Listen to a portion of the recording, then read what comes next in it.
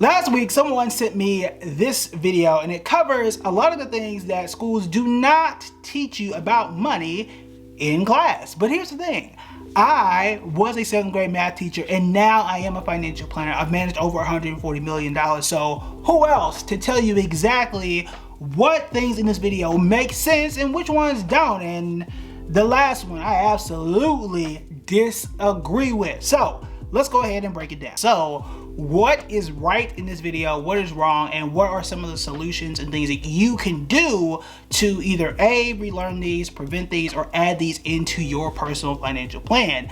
Let's go ahead and break it down. Now, the video is long and it also has a ton of views. I think there are a lot of things the video gets right, but from someone who is, again, taught in school and now has clients, I'm going to give you what you actually need to know.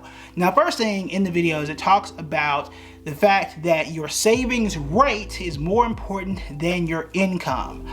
I agree with that, and I would argue that for the schools that do teach personal finance, and there are a lot of states now, I'll try and put a map on the screen, there are a lot of states now that do teach this. But for those that missed it, I didn't have personal finance growing up for me. Perhaps my life would have been different and I would have started my career there. I don't know. In either case though, yes, it is true. Your savings rate, in my view, is more important than your income. There are people who make $100,000, make $200,000. I've seen it, and they are not, they're not saving anything. It does not matter if you make $200,000 and you're saving 1%. It is better for you to make $50,000 and save 25% or 30% of your income. You doing that and investing 30% of your income, you're going to be better off. This is how a lot of people in the FIRE movement, especially in the early 2010s, financially independent, retire early. If you go back, and those videos are old, but they are still up there, especially those older blogs. I was there at that time, but people who lived out of their RVs, they had no overhead, no rent, they definitely didn't have a house, but they were able to save and get millions of dollars because they invested so much of their money. That's how they did it. They had a huge savings rate, especially, again, those in 2010, 2015, they were living in places like San Francisco, had no house, had no rent because they were living in RVs, took that money, moved to somewhere extremely inexpensive, and that is how they did it. Having a high savings rate, more important than your income. 100% agree with that. The next one here is the 7% debt threshold. And I would argue that most schools don't teach this, and it is something that I wish they taught more of. I definitely think they should teach more of. We do teach percentages in school. I don't know why people act like we don't teach percentages. We do. We definitely taught them in 7th grade. Now, if you forgot that, that's on you. But this debt threshold, I don't think it's talked about enough. And here's what that means. The stock market after inflation pays 7% historically, okay? That's an average, okay? Now, the question is, and a lot of people do ask this, if I have extra money or if I have any money, should I pay off my debt or should I invest? Well, the question is, which one has a higher interest rate? Because if it is above 7, then I need to go and pay my debt. That's going to be more helpful to me. That's what the 7% threshold is. However, there is a bit of nuance here because if it is a 401k, I'm not going to commit all of my money to pay off the debt. I don't think that makes sense. Dave Ramsey will tell you to do that. I've done a whole video here in which he told a lady to not contribute to her 401k even though she was getting a match. That doesn't make a lot of sense to me because if you are getting quote unquote free money, I say it's not completely free because your time is not free. I think your time is valuable. Okay, so in either case, if it takes you a year or 2 years, if it's a 3% match or a 4% match, you can't go back and get that while you're paying off your debt. So if you are putting in 1% or 2%, at least get that, right? At least get just a little bit can compound for you for those 1 or 2 years or however long. So I'm not someone who says 100% of your money should go towards debt and 0 towards investing. I don't think it has to be an extreme. If you have, let's say $100, do 80-20. Right? Do 90-10. Do something towards investing while paying off your debt. I think there should be some sort of hybrid approach. The other thing on the opposite side is this. I've had friends and clients who are on the opposite side where if the market is returning 7% on average, but they got a car loan or something that was extremely inexpensive, and the car loan was at 4% or 3% because they got it when interest rates were low.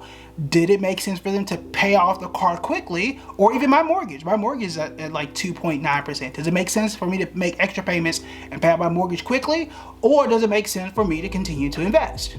It makes sense for me, based on this threshold, to continue to invest. So that is the debt threshold. That is kind of how it works. But some people are so focused on debt than the math. I would argue that in most cases, not all, but in most cases, following the math makes more sense. Now in the video, they cover something called the order of investing. What accounts and what things should you do in what order? And generally speaking, schools don't cover this, but again, in the states that do have personal finance curriculum, they do cover that you should have an emergency savings. They do cover investing accounts of that nature. They don't, however, get into too deep into the weeds in which order you should do these things in. And I actually think that's the right thing to do, to not cover the order in which you should do these things in. And the reason why is because I actually disagree with the order that the video did it in. And the reason is because a lot of these things change based on what the tax rules are, who you are, when you're starting, and there's just a lot of things that are happening. Let's start here. Your emergency savings, which I think most of us do agree with, that should usually be your base, right? Regardless of what age you are, you want to have an emergency savings. Here's a piece of disagreement for some. It used to be 3 to 6 months. Last I checked, today's price, not yesterday's price. So now I've been recommending closer to 12 months, maybe 18 if you want to stretch it out. But here's where the disagreement comes from. You've got the emergency savings, and then you're moving up to the investing piece. Which one of these accounts do you think should be next? A 401k, a Roth, or a traditional IRA? Which one of those 3 do you think should be next in the order in which you should invest? Well, I'll quiz the audience. Now, some will say that a 401k should be next because you might get a match and you can put more into a 401k than you can for a traditional or a Roth. Fair. Others will say a Roth IRA because you put money in now and the money is not going to be taxed later. Also fair, but you can only put in but a certain amount, and those amounts do change. But it's a 4-digit number compared to a 5-digit number at the time that you are watching this video, if you're watching this in 2026. Hey, but you could be watching this in 2030 for all I know, right? But those are the concerns. So it does matter when you're watching this and what your goals are. There's also a Roth 401k. So all those things do matter. What I will say is this: start with your emergency savings, then the retirement accounts, plural. I would lean towards focusing more money on the 401k, at least up until the match, and then start splitting your money across the other accounts, particularly if you have a 401k, then towards the Roth accounts. To me, it doesn't make a whole bunch of sense if you have a bunch of extra money to do a 401k and then a traditional when you have money to put into a Roth, provided that you're under the income limit and you don't need the extra tax break. The reason why is because you only have but so much to put into it, and you're already getting the pre-tax break because of the 401k. You're already getting a tax deferral. You might as well go for the Roth. That's just how I look at it. Perhaps I'm wrong. And again, everybody's situation is different. Then, right, you have the third bucket of just having an investment account, just a regular investment account, no tax benefits per se, right? The reason why is because you can put in as much as you want, take out as much as you want, and there's a very underrated account. Done a whole video on why that is an underrated account. That's how I would stack those. All right, emergency savings, 401k, Roth, taxable. That's how I would do it. The traditional IRA is important. It is important, so don't forget that. That's just how I would stack it, and that is provided that you have enough money to spread across all those accounts. I'm sorry, that was a lot. That's what I'm teaching in school. But you can sign up for my newsletter if you want to get deep into the weeds at buildingbread.com/news. Next one that I did talk about was time. Time is more important than returns. I kind of agree. I agree that time is more important than returns, because if you are not, the phrase is timing in the market versus timing the market. And yeah, I mean, we talk about percentages in school, and We talk about, like, you know, I wish I would have had Nvidia back then, which would have had Microsoft back then, and so on and so forth. But what we don't talk about is if you didn't hold on to it for that time and you panicked, that does not help you. We don't talk enough about that. Even in 2026, the market, the time I'm doing this video, was up somewhere between 7 to 10% just at the halfway mark in June. But if you sold when the market was down in the, you know, January or February, that ain't your return. You lost money. You didn't hold for enough time to see the gains that everybody else did. That's a completely different story. So yes, I agree. And in regular school environments, they do not teach that enough. However, again, in some personal finance curricula, which I think is a plural of curriculum, they do teach a little bit about behavioral finance and why it is important to hold when the market is down. So there is a change depending on where you are in your state and if they are teaching that piece of the curriculum. We don't teach lifestyle inflation was number 5 in the video, and no, we don't teach enough about lifestyle inflation. And there, depending on how you look at it, there's a good reason as to why we don't teach lifestyle inflation. There's a pro and a con. Let's walk this out. Lifestyle inflation is, as you get a higher salary, you start getting nicer stuff. Now, one way to look at this is, I deserve nicer things. When I talked to the Charles Schwab Network, I had said that your capacity, right, to your lifestyle capacity can only go but so far, right? I'm 36, I got 2 kids, I got a wife. I can't sit and eat pizza for $5 like I did when I was 25. I can't do that no more, right? My income has increased, but my lifestyle can only go but so far. So I'm not 25 anymore. So some of my lifestyle creep, some of my lifestyle inflation is okay. I should be able to enjoy some of that lifestyle as I have grown in age, but who is to say how much you are supposed to and how much that should be transitioned into saving and investing? Some people say it just needs to stay consistent and act like you've never had any of that money before.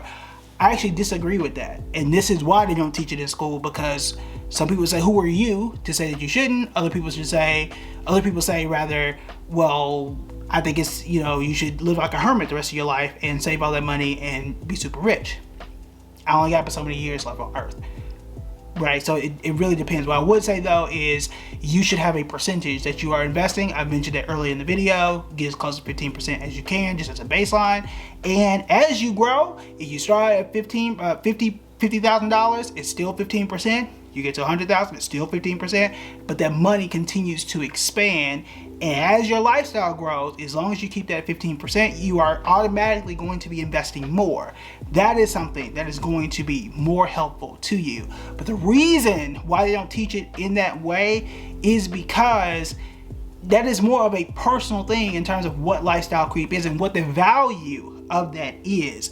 For some people, if you fly private, that is more valuable to you than someone who doesn't. Someone cutting my yard could be more valuable to me because I am not out there. I'm recording this, and this is a video that could be valuable to me, can help me go get more clients, so on and so forth. I cut my own yard, but you guys get the point. It can save someone time and could be more valuable, but it is more expensive to them.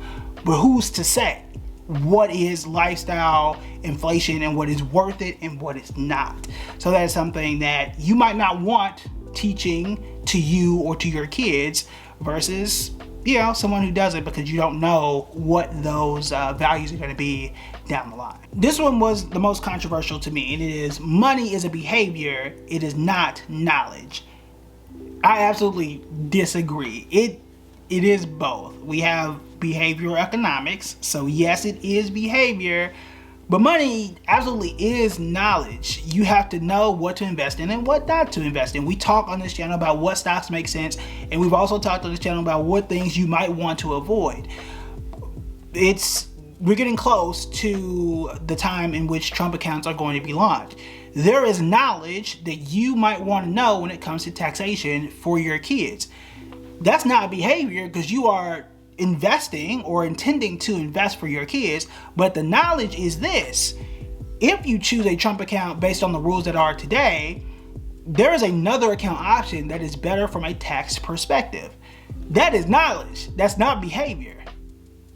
Okay, those are two different things. Another thing that we see all the time is this: people have the behavior of investing in their 401k, but they don't have the knowledge and withdraw their money as opposed to doing a rollover, and that costs them money. That right there is a knowledge thing.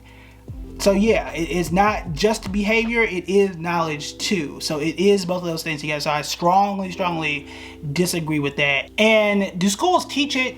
If schools teach money, I would argue they do. They would lean towards the yes, because I know, again, I taught math. So we talked about a lot about the knowledge piece of it, and then we spoke a lot about the behavior. So I can't say that we didn't talk much about this piece. Now, again, as a math teacher, I don't get to get into a lot of the IRA stuff, because you're only allowed to teach what they tell you, right? So there's that piece of it, but I have to strongly disagree, because math is definitely the behavior and the knowledge, which, again, behavioral economics do exist. Behavioral finance, that is an entire field.